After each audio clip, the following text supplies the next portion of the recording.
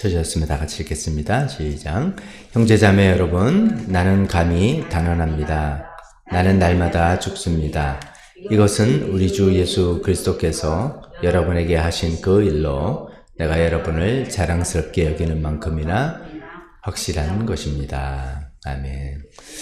오늘 계속해서 오늘과 다음 시간 두 번 더 나이 듦의 신학 계속 살펴보려고 합니다. 오늘은 8장 죽음을 준비하기 뭐 이런 제목으로 살펴보겠습니다. 죽음을 준비한다 해서 무슨 이제 생물학적인 죽음 그런 건 물론 아니죠. 우리가 신앙적으로 어떻게 이 죽음을 준비할 수 있을까 이런 내용을 이야기해 보도록 하겠습니다. 책 중에 이제 나오는 그 세 가지 여러 가지 포인트가 있는데 그 중에 이제 세 가지 포인트만 가지고 우리가 크리스찬으로서 신앙인으로서 어떻게 죽음을 준비할 수 있을지 생각해 보겠습니다.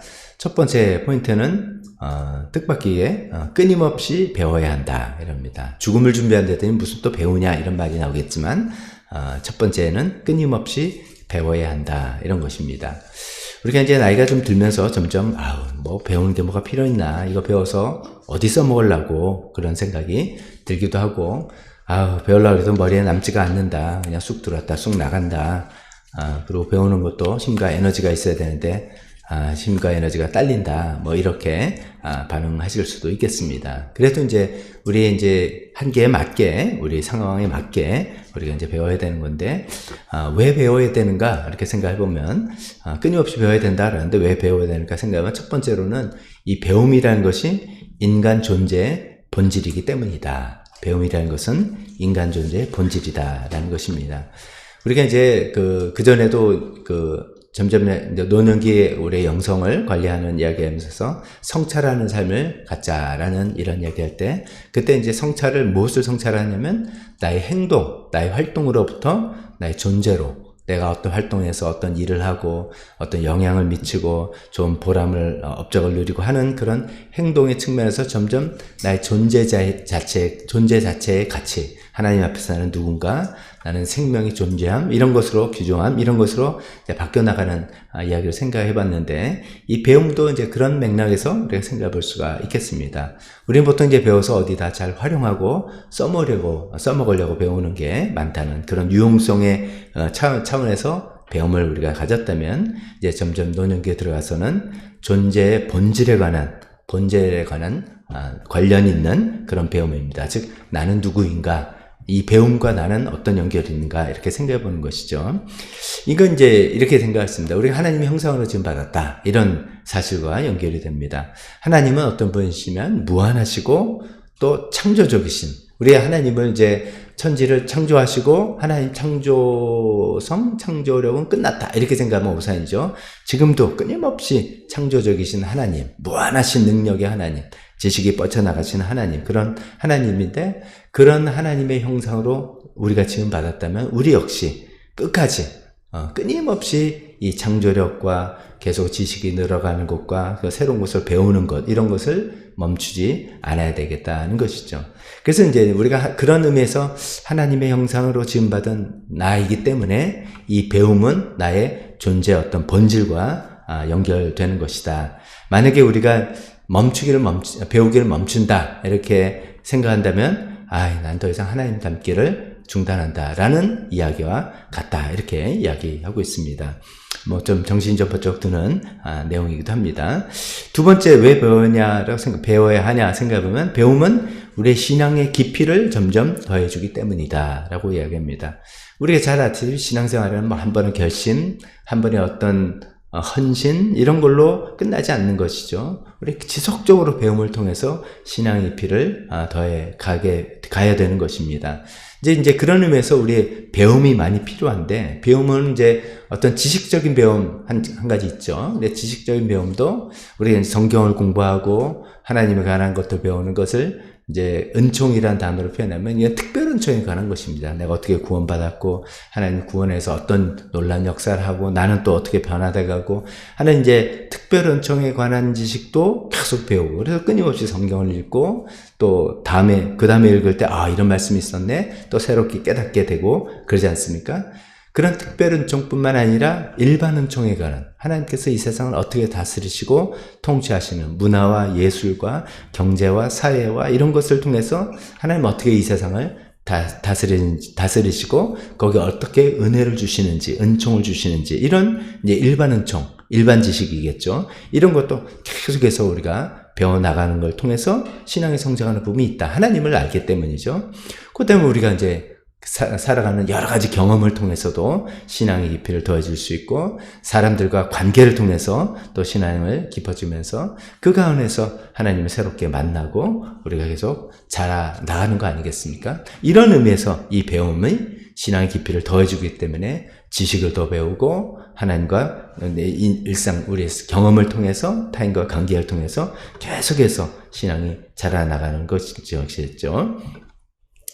여기 이제 책에 인용된 옛날 4세기 사람입니다. 니사의 누구 하면은 니사는 활동했던 지역 이름입니다. 주로 니사의 성 그레고리우스라는 분, 좀 뭐 잘 개인적으로 잘 알지 못하는 분인데 이런 분이 이런 얘기를 했다 그러네요. 죄는 성장하기를 거부할 때마다 생긴다. 이 거꾸로 보는 것이죠. 그러니까 우리가 배움을 통해서 성장을 계속해 나가야 되는데 그걸 멈추고 그냥 가만히 있으면 성장이 아니라 죄가 자란다. 이런 것이죠. 죄는 성장하기를 거부할 때마다 생긴다. 그래서 거꾸로 우리는 계속돼서 지속적인 배움을 통해서 하나님의 말씀, 특별은총에 관한 또 세상에 대한 일반은총에 관해서 우리의 개인적인 경험과 타인과 관계를 통해서 계속해서 이런 배움을 통해서 끝날까지 신앙의 깊이를 더해 나가자라는 말씀입니다.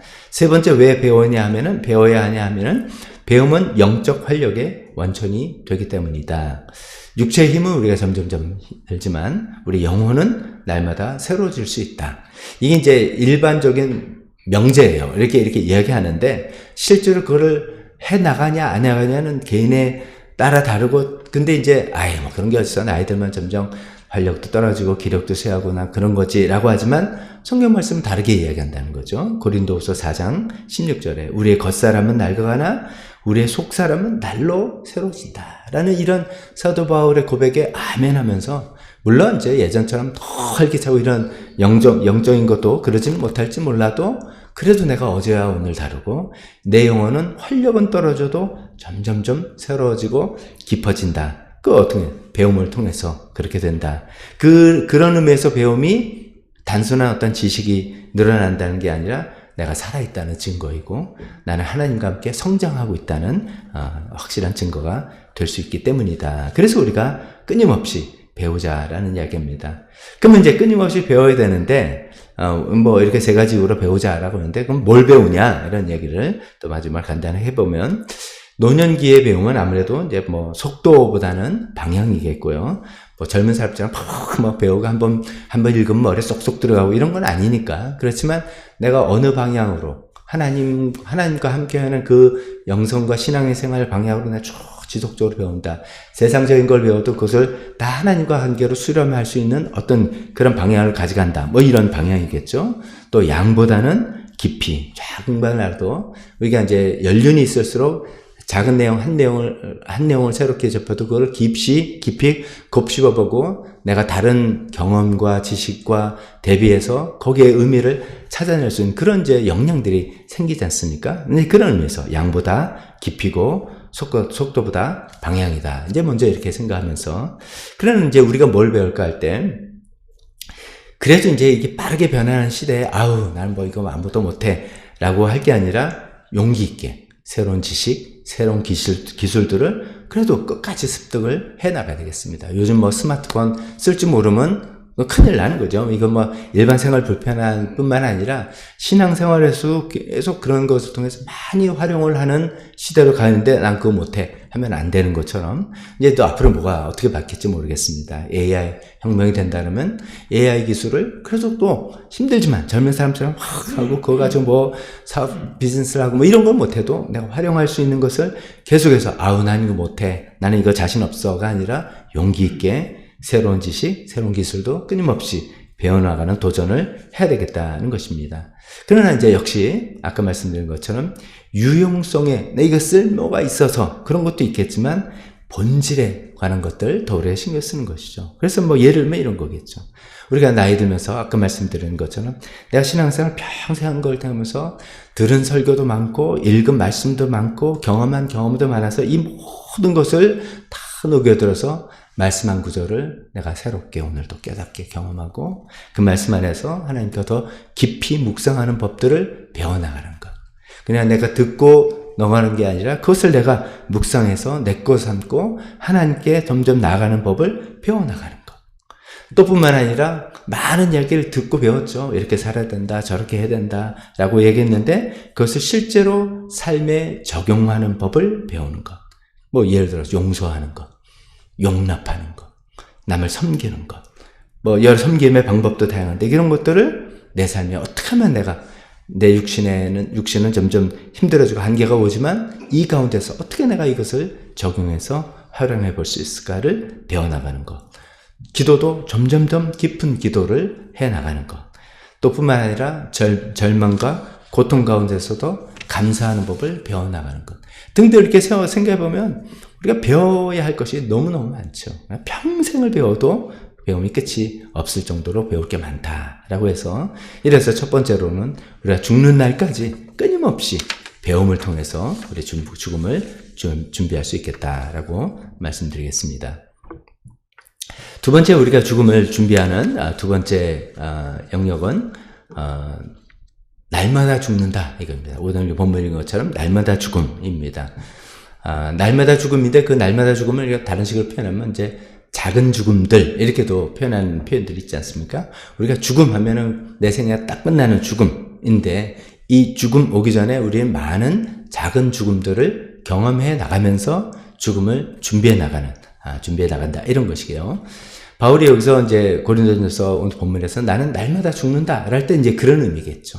작은 죽음들을 매일매일 죽어나가면서 그 죽음을 준비하고 있습니다. 라고 이렇게 표현할 수도 있겠습니다.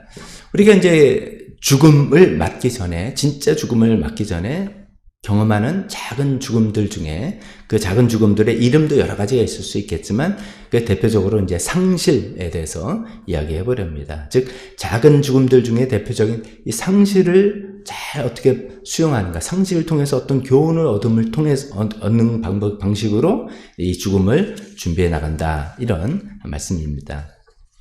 어떻게 보면 노년기는 정말 상실의 연속이라고 볼 수 있습니다. 젊음을 상실하고 활력을 상실하고 내가 잘할 수 있는 어떤 능력들이 있었는데 능력을 상실하고 내가 어떤 중요한 역할, 보람 있는 역할 했었는데 그 역할도 상실하고 등등 많은 상실을 경험하는 시기가 바로 이 노년기라고 볼 수 있겠습니다. 그러나 이렇게 상실 중에 가장 우리를 힘들게 하는 건 이제 사람이 아무래도 이제 관계적인 존재, 관계 안에서 존재하는 존재이기 때문에 관계 상실, 관계를 잃어버리는 관계 아픔 이런 것들이 가장 고통스러운 상실이 아닌가 싶습니다. 등등 이제 그런 모든 상실을 통해서 상실을 우리가 잘 받아들이고 이거를 잘 소화냄을 통해서 교훈을 얻어 나가는 것이 우리가 죽음을 준비하는 과정이다. 이런 말씀을 드리고 싶습니다. 저희가 이제 참고하는 이 책에서 또 여러 다른 분들의 책들을 인용하면서 내용을 이제 설계 소개하고 있는데 그 책에서 이제 이런 책을 또 소개하고 있습니다. 주디스 바이어스트라는 분이 피할 수 없는 상실이라는 책을 썼다고 합니다. 그 책 내용을 인용하고 있습니다. 피할 수 없는 상실. 원제는 영어로는 이제 necessary losses. loss가 이제 상실이니까. 근데 필요한 상실이다. 아니면 불가피한 상실이다. 이런 건데 이제 피할 수 없다. 이렇게 번역을 했습니다. 그러니까 이제 부제가 이렇게 돼 있어요. 성장을 위해서 반드시 포기해야 되는 여러 가지, 상실해야 되는 여러 가지가 있다 이거예요. 근데 포기해야 되고 상실하는 것들, 포기하는 건데, 이게 상실하기 때문에 할 수 없이 포기하는 거죠. 근데 그것은 반드시, 그것은 성장을 위해서 필요한 거다. 라고 하면서, 사랑하는 사람들, 우리가 갖고 있는 어떤 환상은 제가 최근 다 읽어본 게 아니라서 어떤 건지 잘 모르겠습니다. 근데 의존, 짐작이 좀 가죠. 또, 실현 불가능한 어떤 기대들. 우리 그런 거 되게 많잖아요. 실현 불가능한데 자기 혼자 막 기대를 갖고, 막 상상의 날을 피는 거. 그거가 빵 깨질 때 그것을 기대가 상실되는 거지 않습니까? 이런 것들, 사랑하는 사람들, 환상, 의존, 실현 불가능한 기대 이런 것들을 반드시 기법 해야 된다는, 포기해야 된다는 거죠. 그래야지만 우리가 성장한다, 할 수 있다라는 이런 책의 내용입니다. 그 내용들 이제 조금 정리해서 이야기해 보면 이런 거죠. 상실, 특히 이제 우리가 관계의 상실을 거죠. 사랑하는 사람들. 우리가 이제 이제 성장기에서 친구들과 아주 친하게 됐다가 어떤 일에서 친구랑 막 싸워가지고 헤어져. 친구를 잃어버린 거죠. 그러면 큰 상실입니다. 또 사랑하는 이제 연애하다가 좋아하는 사람인데 저 사람 헤어졌다. 연인과의 상실. 굉장히 그것도 아픔이죠. 배우자의 상실. 또 아픔입니다. 또 그 밖에도 여러 관계를, 소중한 관계들 있지 않습니까? 우리 교회라든지 학교 친구 관계라든지 여러 관계들인데 그 소중한 사람들과의 헤어진 이런 상실감 하나 있는 것이죠. 또 이런 인간관계 상실, 또 이런 것도 있죠. 특히 이제 자녀가 어린 부모들 입장에서는 자녀를 키우는 게 굉장히 큰 보람이고 기쁨이잖아요. 근데 이 녀석들이 점점 크다가 부모가 점점 필요 없는 나이가 된단 말이죠. 그때 이제 사춘기서부터 시작되는데, 그래서 결혼을 하게 되는 게 정점이겠죠. 근데 그때 이제 그게 참 좋은 일인데, 부모 입장에서는, 특히 어머니들 입장에서는 상실감, 이렇게 굉장히 이제 내 역할이 없는 것 같은 상실, 자녀를 뺏긴 것 같은 상실감이 있을 수 있다는 거죠.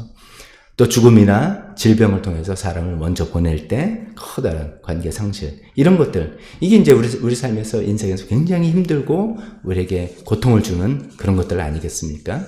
이제 그런 것뿐만 아니라 아까 말한 것처럼 젊음, 능력, 역할의 상실, 이런 것들이 우리 인생에 커다란 고통을 주는데, 이제 문제는 이거죠. 이 상실은 고통으로만 끝나는 게 아니다, 이거죠. 특히나 우리 크리스찬들은 이 상실을 통해서 오히려 우리가 이전에 상실하기, 잃어버리기 전에 알지 못했던 인생의 어떤 진리, 그 다음에 인간 존재의 본질을 깨달을 수 있게 되는 굉장히 좋은 계기가 될 수 있다는 거죠. 그래서 그런 작은 죽음들을 겪어보는 게 우리 죽음을 준비하는 아주 좋은 약이 된다는 이야기입니다. 그 이제 우리가 전에 알지 못했던 삶의 진리라는 건 예를 들면 이럴 수 있겠죠. 우리가 전에는 내가 갖고 있는 거, 내가 누리고 있다는 거, 이거 계속 있을 거라고 머리로는 아닌데 현실로 이거 계속 갖고 있을 거야 라고 생각하더만, 이게 결국은 떠난다는 것을 이 작은 상실을 통해서 자꾸 경험하는 것이죠. 그래서 이제 우리가 내 인생에서 내가 갖고 있고 내가 누리고 있는 모든 것들, 이제 내가 상실한 요것들만 아니라 모든 것들은 결국 다 내가 떠나보내야 되는 거구나 라는 그 진리를 새삼스럽게 깨닫는 거죠. 그런 진리를 깨달을 때 이제 한쪽으로는 허무에 빠질 수 있습니다. 이거 아무 소용이 없네. 허무, 그러면서 염세주의로 빠지거나, 쾌락주의로 빠지거나 그럴 수도 있겠지만, 이제 우리가 이제 하나님의 믿는 신앙 안에서 우리는 현실을 직시하게 되는 거죠. 이게 현실이지. 이게 하나님께서 우리에게 허락하신 현실이지. 현실을 직시하는 동시에, 그렇다면, 지금 내가 누리고 있는 것, 지금 내가 갖고 있는 걸 정말 소중히 여겨야 되겠구나. 이런 또 힘도 생기는 것이죠. 그래서 이제 그게 이제 지난번 우리 전도서 강의 설교할 때 첫 시간에 제가 말씀드렸던 메멘토 모리하고 카르페 디엠의 그 균형이 될 수 있겠습니다.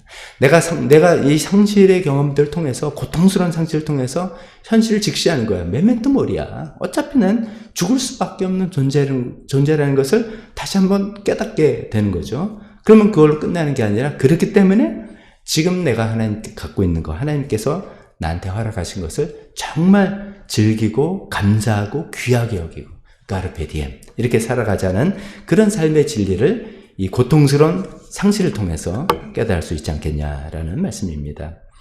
두 번째, 이 상실을 통해서 전에 알지 못했던 인간의 본질, 인간 존재 본질을 깨닫는 것은 이런 거죠. 상실이 오히려 자기 발전의 계기가 된다는 거죠. 그게 무슨 말이냐면, 우리가 보통 되게 내가 갖고 있는 것 뒤에 숨어서 산다, 이렇게 표현합니다. 그건 내가 가진 것으로 나 자신을 포장하고 산다, 이렇게 표현할 수 있겠습니다. 그것은 우리 가족은 어떻고, 나는 어떤 직업을 갖고 있고, 내 건강은 어떻고, 나는 사회적 지위가 어떻고, 재능이 뭐고, 인간관계들 어떻고, 이런 것들을 가지고, 즉 내가 무엇을 가지고 있느냐를 가지고 나의 정체성을 정의 내리려는 경향이 있다는 거죠. 물론 이제 신앙생활하면서 우리 끊임없이 그게 아니다, 하나님 관계다 하지만, 우리 일반적으로 말씀드린 거죠. 신앙과 믿음을 갖고 있으면서도 우리가 그렇게 생각하는 경우가 많지 않습니까? 그래서 이제 가족, 직업, 명예, 건강, 재능, 뭐 재산 정도 뭐 이런 것들이 풍성할수록 내 인생은 풍성하다라고 생각을 하는데 이제 어떤 계기로 해서 하나하나 상실을 경험하게 되는 겁니다. 건강을 잃게 되고 가족을 먼저 보내게 된다든지 사람과 헤어진다든지 내 재정적이 흔들려서 그 재정적인 안전이 막 상실된다 이렇게 막 할 때 굉장히 혼란을 겪으면서 결국은 그럼 나는 누구지? 나는 뭐지? 이런 생각을 그동안 나를 설명해줬던 나를 규명해줬던 그 모든 것들을 잃어버리고 또 잃어버리게 되는 그 상황에서 진짜 그럼 나는 뭐야? 나는 어떤 존재야? 이런 것들을 점점 깨닫게 되는 것이죠. 물론 이제 이것도 신앙이 없고 마음이 약하면 이제 극심한 불안과 무기력에 빠져서 소위 폐인이 되는 수도 있지만 우리가 신앙 안에서 그동안 내가 의지했던 것 이런 걸 내가 헛된 것에 정말 의지하고 있었구나 라는 것을 깨닫게 되는 계기가 되는 거고요. 그런 것들을 의지하지 않고서라도 여전히 상실하지 않고 있지만도 어떤 건 상실해버렸고 어떤 건 상실하지 않고 있지만 내가 이런 것들을 의지하면서 살아갈 수는 없는 존재구나. 나 자신은 결국은 영원히 변치 않는 하나님만으로 충분한 존재다. 그것이 나의 본질이구나 라는 것을 그런 진실에 드디어 눈을 뜨게 되는 그런 귀한 약과 같은 역할을 할 수가 있겠다는 거죠. 이러면 욥이 성경에 나오는 욥이 그러죠. 욥도 이제 상실한 표현을 보면 엄청난 상실한 거잖아요. 재산 전부 다 상실하고 가족 상실하고 자기 건강 상실하고 다 상실을 하면서 이제 그 수많은 번민과 또 뭐 이야기 끝에 결론은 그거 자기가 이렇게 얘기하잖아요. 내가 귀로만 듣던 하나님을 이제는 눈으로 보게 되었다. 귀로만 들었던 하나님에서 알고 그렇지만 여전히 욥 자신은 자기의 정체성과 자기의 어떤 자부심이 하나님을 잘 믿는 믿음으로부터 비롯됐겠지만 그 안에서 누리고 있는 재산, 가족, 건강 이런 것들이었다면 그것이 아니라 내가 이제 하나님을 대면하면서 나의 정체성은 하나님입니다. 하나님만으로 충분하다는 것이 정말 나의 정체성입니다. 라고 하게 되는 거지 않습니까? 이게 이제 우리가 상실을 경험하지 않고 이렇게 할 수 있으면 제일 좋아요. 상실을 경험하지 않고도 이 고통을 겪지 않으면서도 이것을 딱 깨닫고 하기를 우리는 다 바라죠. 또 그렇게 하시는 분이 있을 수도 있겠습니다. 하지만 대부분 우리는 이런 상실이라는 작은 죽음들을 통해서 아주 고통스럽게 껍데기를 하나씩 벗겨나가면서 진짜 나를 만나게 되는 거죠. 진짜 나는 하나님밖에 없는 나, 하나님만으로 만족하는 나 이런 것이죠. 그래서 이런 상실한 고통을 통해서 우리가 작은 죽음을 통해서 죽음을 준비해 나갈 수 있겠다라고 말씀드립니다. 세 번째 또 우리가 죽음을 어떻게 준비할 수 있느냐는 것은 받아들임, 받아들임을 통해서 죽음을 준비할 수 있다라는 거죠. 우리가 나이가 들면서 이제 특징 중에 하나는 원하는 대로 잘 안 되는 거죠.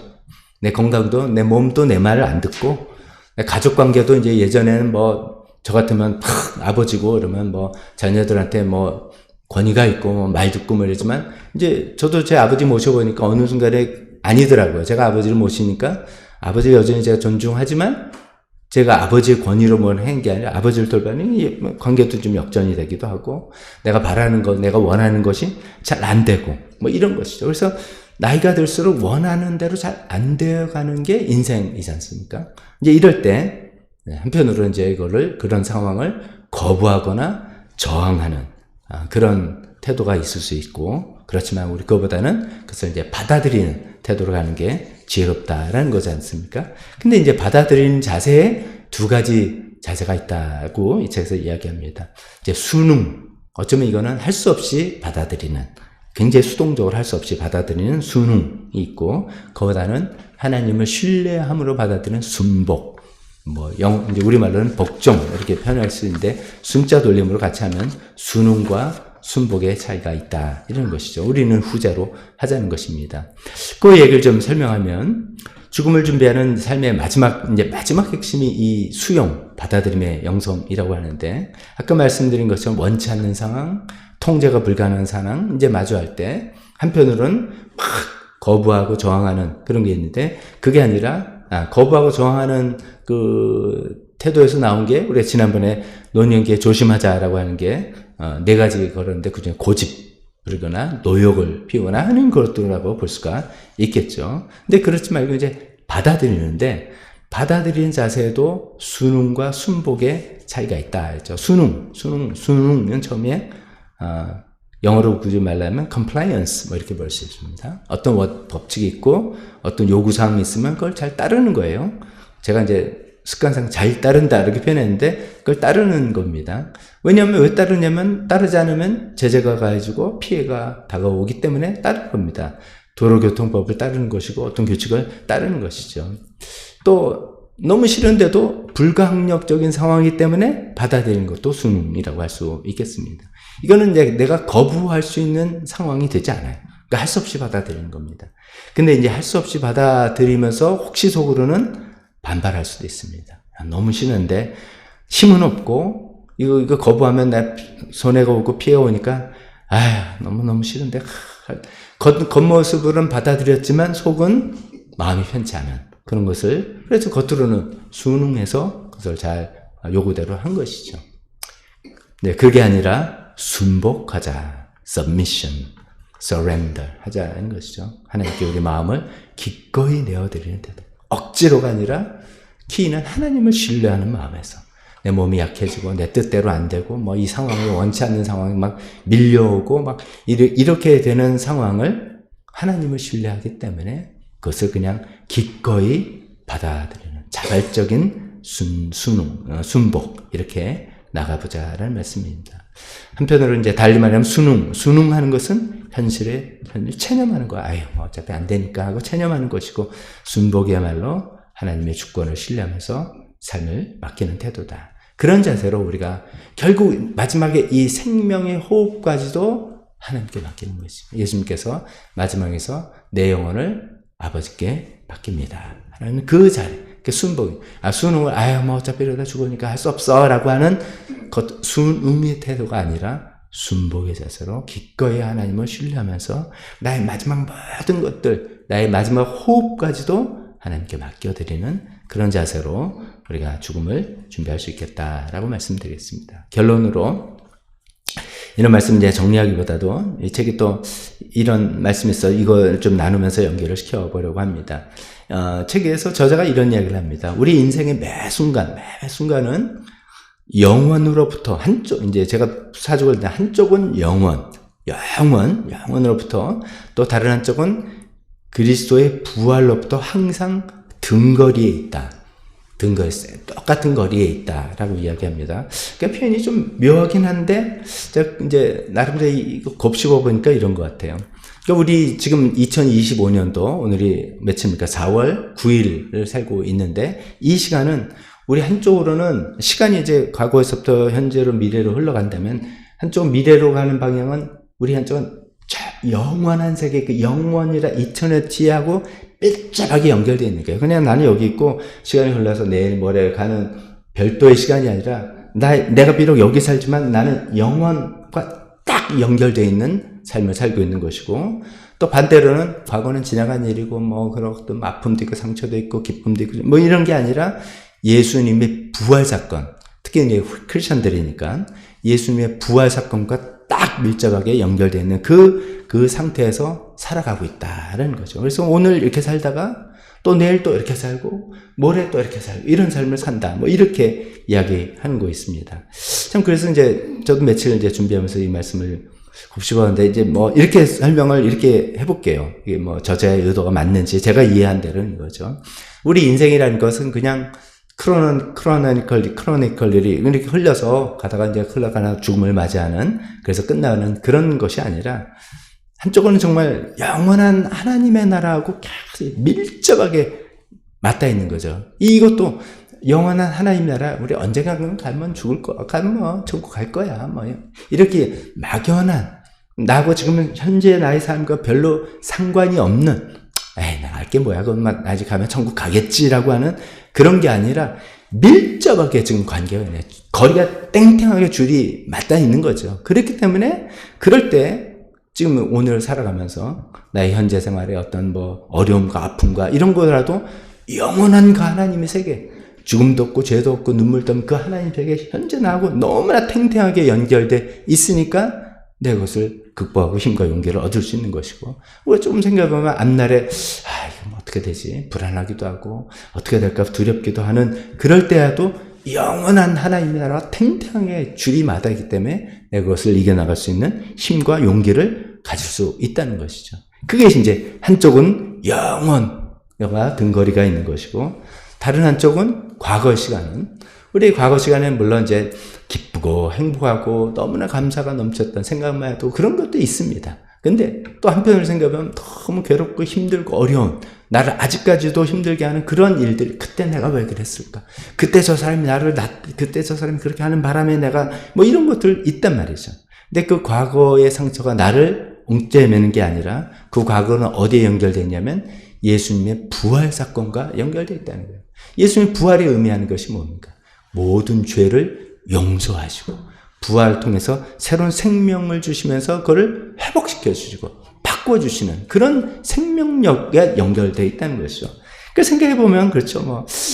나 그때 그 쓰라린 일의 원인이 나일 수도 있고 다른 사람들일 수 있습니다. 하지만 누구 떤 상관 없이 예수님의 그 모두를 용서하시려고 이 땅에 오셔서 십자가에 달려 돌아가시고 부활하셨다는 그 부활 사건과 내가 탱탱하게 그 부활이 현재 내 바로 옆에 있는 것과 탱탱하게 있을 때 그 모든 죄와 이런 것들 거기에 이렇게 우리 마음을 뺏길 것이 아니라 하나님께서 용서해 주셨다는 감사로 바뀔 수 있고, 또 부활이 용서만이 아니라 생명이 새롭게 생명으로 일어나신 거잖아요. 놀라운 회복과 변화의 능력이지 않습니까? 그러면 하나님께서 그 사건을 이 부활의 능력으로 나를 변화시켜 주실 수 있다는 분명한 믿음, 그것이 연결되어 있는 것이죠. 그 힘이 오늘을 또 살아갈 수 있는 힘이 되고 위로가 될 수 있겠다라는, 저는 그런 식으로 이해하면서 말씀을 생각을 해봤습니다. 우리 인생의 매 순간은 한쪽은 영혼으로부터, 다른 한쪽은 그리스도의 부활로부터 항상 등거리에 있어서 여기로부터 힘을 얻고 능력을 얻고 위로를 얻어서, 그런 마음으로 우리가 한편으로는 끊임없이 배우고 한편으로는 상실이라는 작은 죽음을 통해서 교훈을 배워가며, 또 다른 한편으로는 모든 것을 하나님께 순종하는 마음으로 순복하면서 우리의 죽음을 준비해 나갈 수 있지 않을까 생각해 봅니다. 기도해 보겠습니다. 기도하겠습니다.